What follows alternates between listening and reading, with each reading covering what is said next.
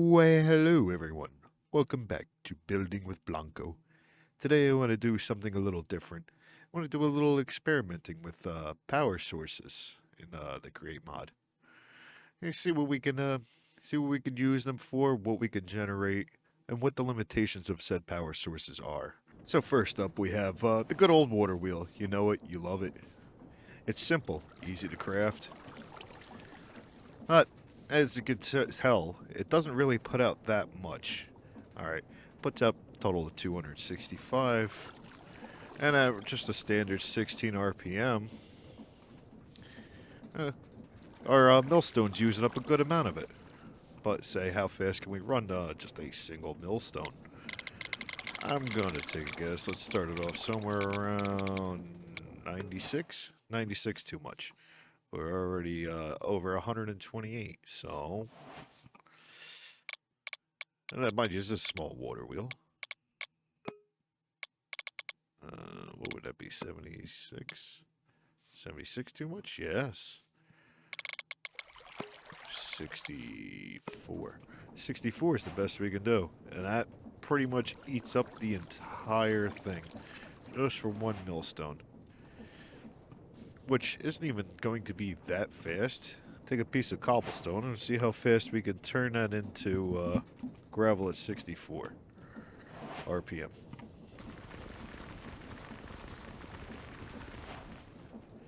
Which, I mean, not the slowest thing in the world, but we could definitely do better. Next up, we have the large water wheel. A slightly bigger cousin to the little water wheel. Puts out double the output, though. And is only slightly more expensive to build. Which is not a bad return when you consider the double the output, that it only costs 8 more planks over the existing recipe for the water wheel, which is an andesite shaft and 8 planks. So for 16 planks in one shaft, you can get twice the output. Plus, I think it looks a little better, especially if you want to integrate it to some kind of like build, like water wheel build on a river or something. Now, seeing as that one, the best we could do was 64, I'm going to take a guess and say 96 is probably the top speed of this thing. Ooh, we can go a little more than 96. 112? 14? 127? 128. 128. Now, if we were to do the same thing with the cobblestone, and see how fast we could trim that up at double the output speed, a lot faster. Now, again, if you wanted to chain these together into a larger build, it's still going to take a lot of these. So we have to find something a little more efficient. And start getting into the big boy leagues. Alright, next up we have the windmill. That beautiful, old school technology. There's a couple of different ways you can make these. Now, this is probably the prettier looking one, but I'll show a different design later. Because this can actually get to be a bit more powerful than it's currently set up. But once you start adding enough sails to get to that, I feel like kind of starts looking ridiculous. Here, I'll show you what I mean. Right now, we're putting out 2,048 stress units. Right now we're currently running at 64 SU. Alright, so the small water wheel, the best we were able to do is 64 RPM on a single millstone. And we moved up to the larger water wheel, and we basically were able to double our output. But this, I believe we should be able to max out our speed. Yes, and as you can see, we still have another 1,024 stress units available. So, at this speed, with just this reasonably basic and somewhat inexpensive windmill, which, I mean, the sails themselves can get to be a little expensive. They start to eat up a decent amount of andesite, but theory, once you're getting to this point where you're pulling this out, it's not as big of a concern. We could actually add two of these together now at this current speed to use the whole thing. Now you could do that, change it, have that funnel out into a fan if you're making gravel, to then wash it to make iron. There's a few different things, but this is just more of a general example as to what you could do with it. Do the same thing with the cobblestone test. A single cobblestone. See how fast it'll grind it up in comparison.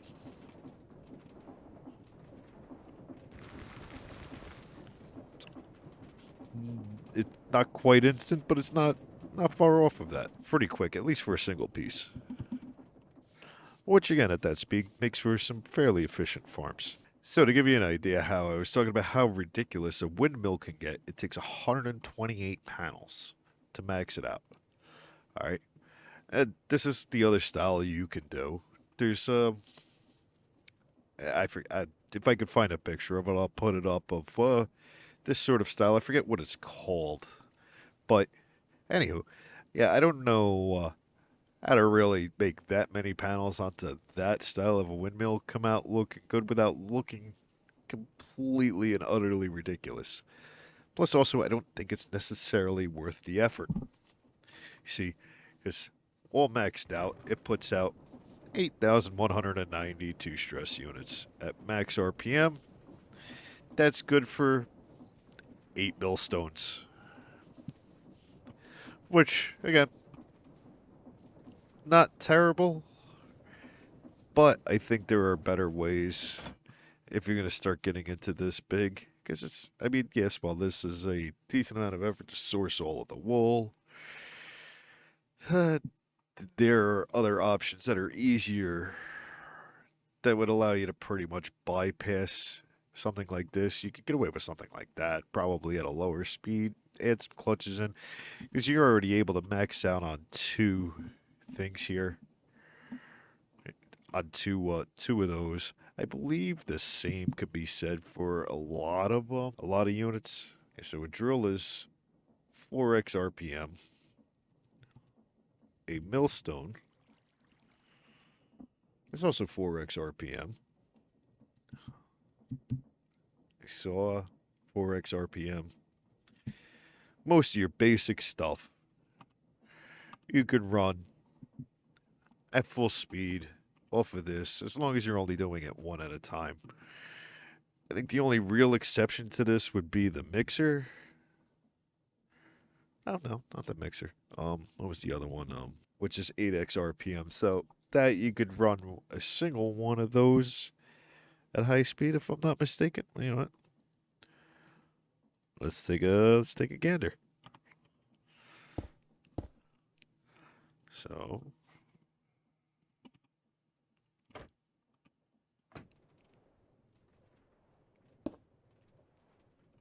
yeah, so a single one of those, two millstones, most things that aren't really going to be that big of an issue with that size windmill. So I don't necessarily think it's going to be expanded into this. And with our next power source, I'll show you why I think that. Now for our next example, here's what I'm talking about. It requires a bit of a combination. It depends on how you want to feed it. There are several ways to go about it. For now, I'm just using coal, but there are other ways to automate feeding this. But for just the cost of a blaze burner, a pump, a water wheel, you don't necessarily need the rotational speed controller. It helps make things a bit more compact. A couple of fluid tanks, a steam engine. For that low price, even with a single steam engine, you're still putting out 16,384 stress units. Now put that in perspective. That is 1, 2, 3, 4, 5, 6, 7, 8, 9, 10, 11, 12, 13, 14, 15, 16. Oh, these aren't even at high speed. Never mind. Hold on. I gotta, let's just say at high speed. This is probably the best case comparison. Alright, so if we look at this in comparison to the, again, relatively low cost of a single steam engine, single blaze burner, or water wheel, we can power just off of that one 16 millstones. Oh, granted, I mean, it's kind of excessive, depends on what you're trying to do, but this is just to give a general idea of the amount of power that just one steam engine has. And now, mind you, that's just on regular heat.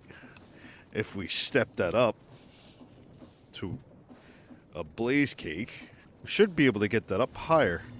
So now we're superheated, we can do double, so we'd be able to get 32 of these. Hold on, why is that not doing that? That makes no sense. Does that mean we gotta add another... Hold on.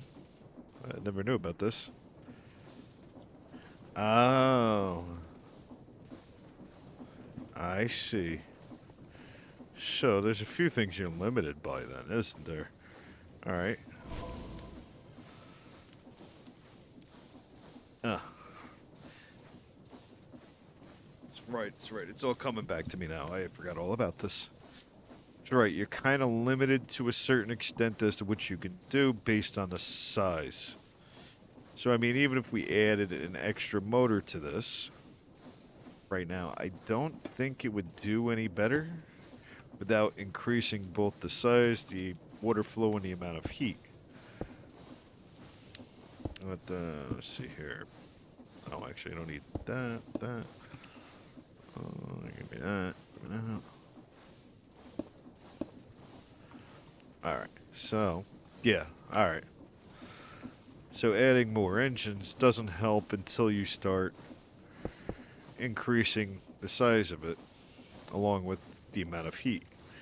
Now, alright, because we maxed out on the heat, but because we haven't made it any bigger, we're not going to get any more for our extra investment in the motors.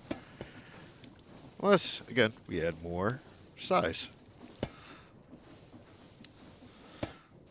So for now, we can get one more size. Alright, now we're at the max we can get with the amount of water that we're pumping in. And just out of all of that, we're up to 65,000. Which, if I'm not mistaken, we could add more motors to. I think you max out on the number of engines you can have. Which I think that number is also evenly distributed. Like, you have the total number that's easily... No. So yeah, now we have a level 6. We can have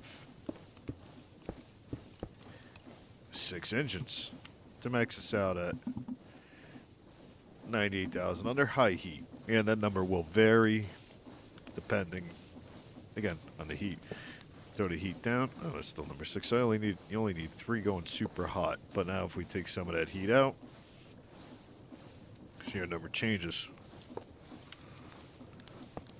And obviously, superheated gets you more than regular heat. Well, there's certain ways to combat this. You can change that. So instead of saying how wide this is, we could do which I think I might have painted myself into a corner here. Which is fine. Because I could always change that up. Alright, so now we were able to get, by just making the tank shorter and wider and adding a few more blaze burners, we could produce the same amount under low heat that we wore with a 2x2 and 6 pistons taller on high heat. So there's different ways you could shape the tank to meet your needs without having to worry about superheating. But say you wanted to. Say you wanted to have the biggest tank you could possibly have, and you wanted it superheated. Well, let's see how that goes and what we need for that. Okay, so yeah, that's what the level, I guess, means, is the amount of output you could have with said engines. How many engines you need to achieve max output. I never knew that. Alright, so on this size, I don't know how else you would max out the heat more, but we're able to put out 262,000 on 16 engines. I had to change that out for a creative motor, but that was we're powering three water pumps at 128 RPMs to 512. I mean, Basically, just could have added 3 water wheels to power that, and would have came down to pretty much the same thing. And I don't think if we max this out, if we get any extra, yeah, it's not going to matter if we get water or not. You might even be able to cut that down, but mind you, with the power output higher, that's more stress units. You know, so the bigger your primary generation would have to be. Now that's not taking into account something you would need to feed this, say like a mechanical arm with either lava buckets or coal or whatever fuel you plan on using. Just for giggles, you see a mechanical arm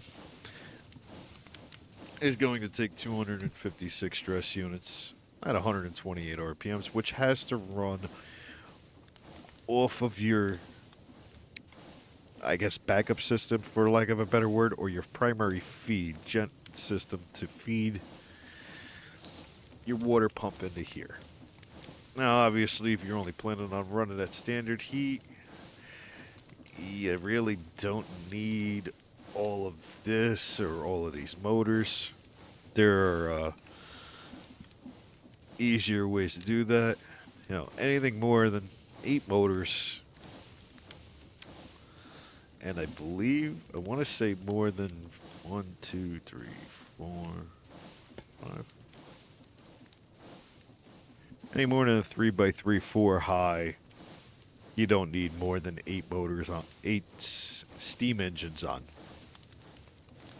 Which, you know, that's something you can take into account while making your boiler system.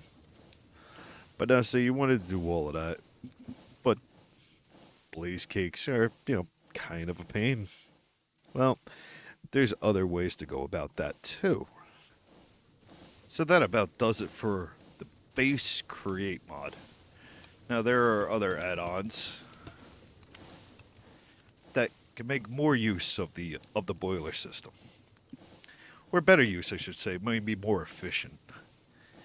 And I'll show that next.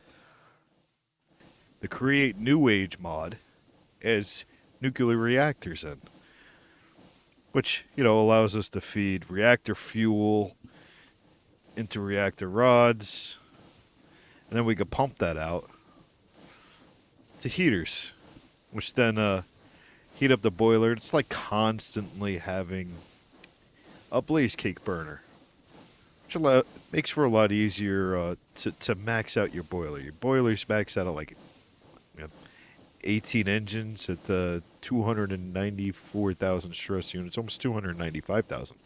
In the New Age mod, it's reasonably cheap to recycle the thorium you would need to make the reactor rods.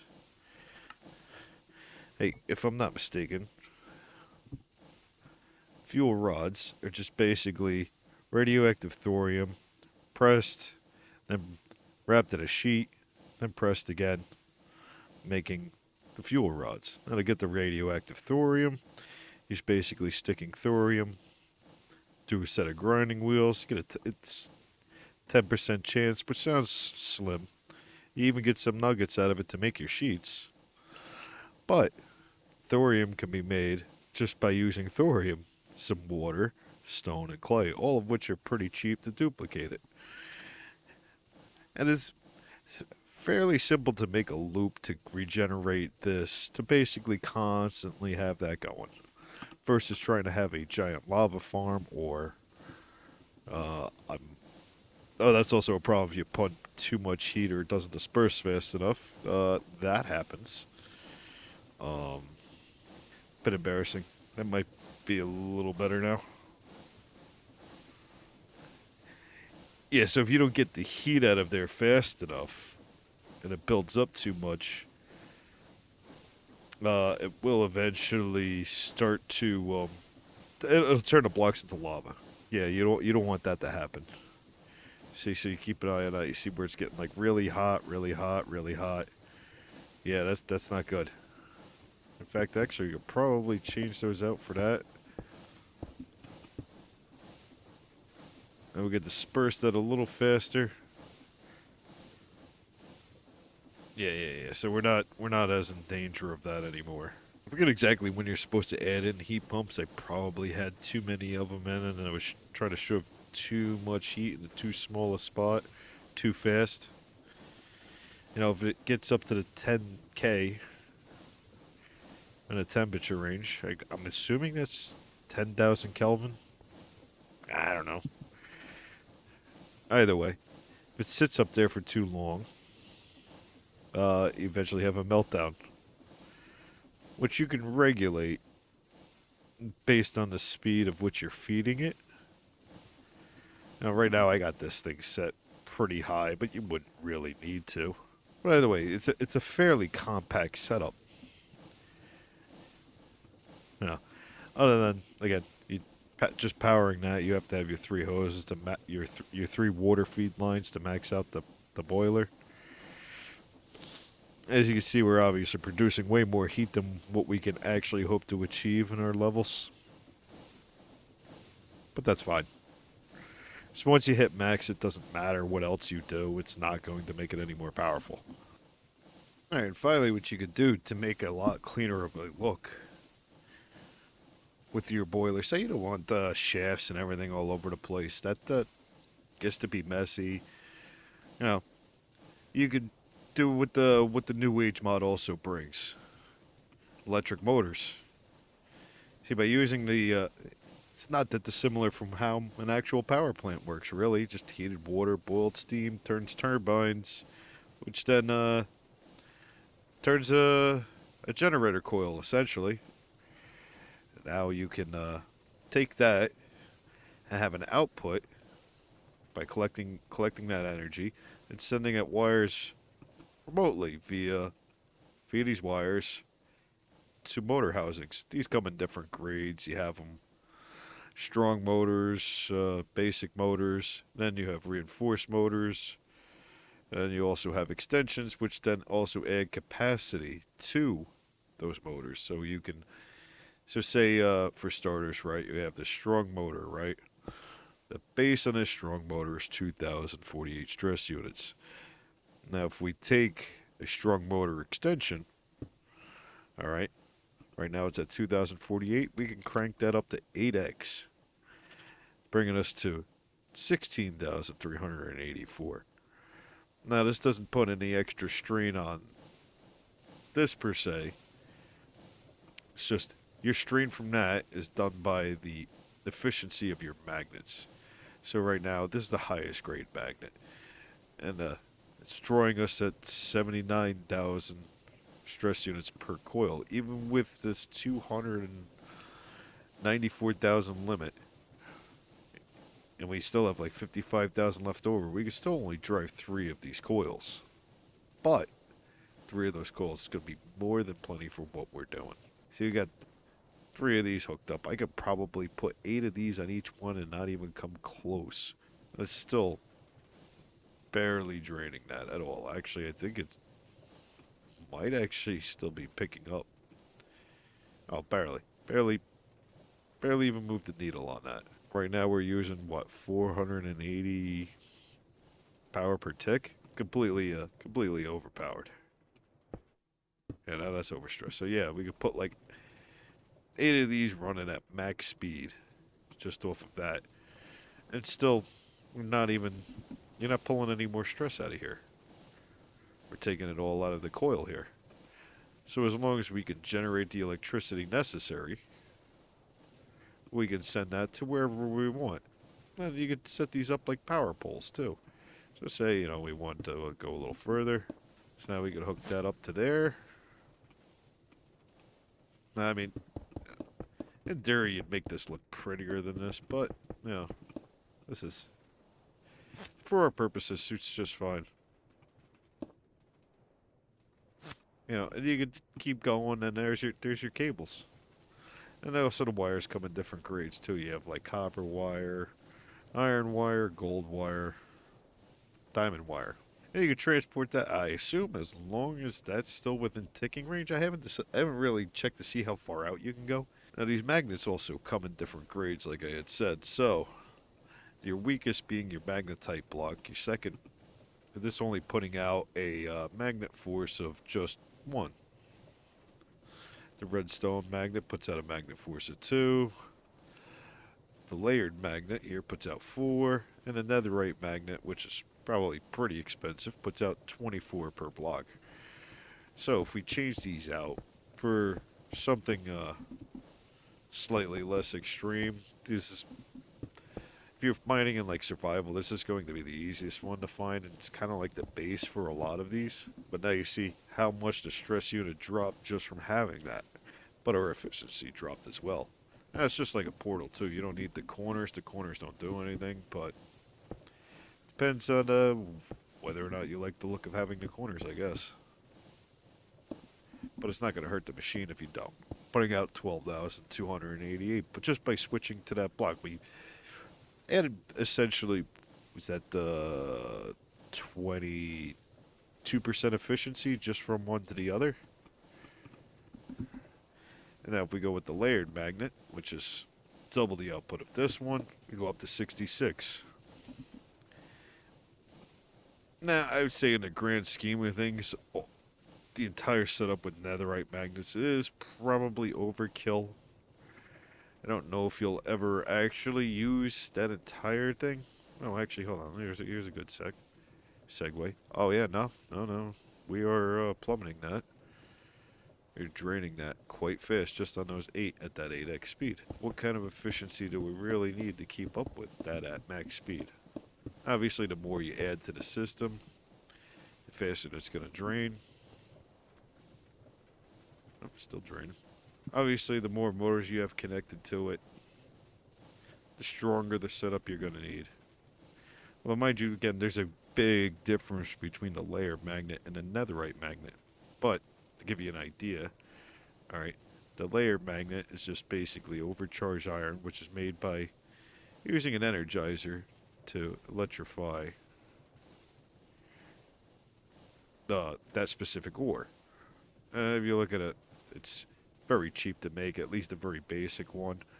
The only difference between that I've noticed between any of the rest of them, going either from the reinforced, it's just the speed of them. Outside of this stuff, I don't think there's any use for any of this, you know.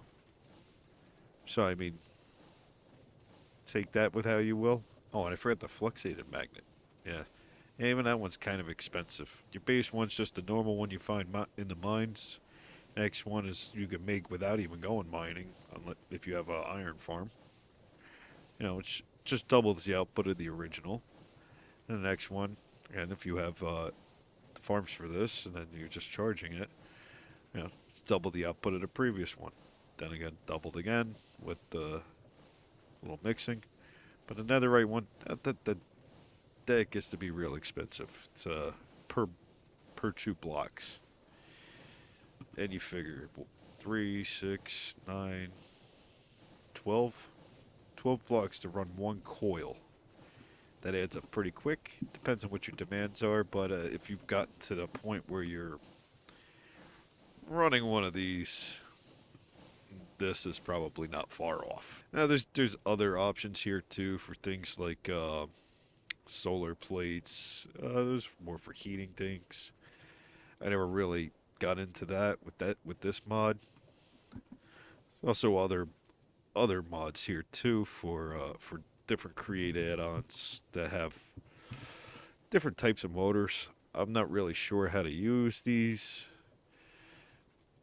and not sure I necessarily have a reason to, unless you have a very specific use case for some of these. I don't know what they do. Again, not really going to bother with any of that. Alright, we're going to wrap it up here today. It's been a nice little experimentation into all the power generation units that are involved in the Create mod and some of its add-ons. I'd like to thank you all for watching today. And if you enjoyed the video, please don't forget to like and subscribe. And I'll see you next time. Bye.